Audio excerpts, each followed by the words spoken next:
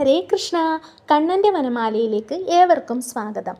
ഒരു ദിവസം കണ്ണനെ കാണാൻ ഗുരുവായൂരിലെത്തിയ ഞാൻ കണ്ണനെ തൊഴുത് ഗണപതിയെയും സരസ്വതീ ദേവിയെയും തൊഴുത് കൽത്തൂണുകളിലെ അവതാരങ്ങളെല്ലാം കണ്ട് കുറൂരമ്മ കലത്തിലടച്ച കണ്ണനെയും കണ്ട് അനന്തശായിയായ ഭഗവാനെ തൊഴുത് ഹനുമാൻ സ്വാമിയെ കണ്ട് മണിക്കിണറിനരികിലെത്തി. അന്ന് മണിക്കിണറിനരികിലായിരുന്നു താമരക്കണ്ണൻ്റെ സ്ഥാനം. താമരക്കണ്ണനെ കണ്ടു തിരിഞ്ഞപ്പോൾ കുറച്ച് തമിഴ് പട്ടത്തി അമ്മമാർ എന്നോട് ചോദിച്ചു, അവിടെ എന്താ തൊഴുന്നതെന്ന്. അപ്പോൾ ഞാൻ അവർക്കെല്ലാം താമരക്കണ്ണൻ്റെ കഥ പറഞ്ഞു കൊടുത്തു. അപ്പോൾ അവിടേക്ക് കുറേ അമ്മമാർ കൂടി വന്നു. അവർക്കും ഞാൻ താമരക്കണ്ണൻ്റെ കഥ പറഞ്ഞു കൊടുത്തു. അവർ ഒരുപാട് സന്തോഷത്തോടെ കേട്ടു നിന്നു.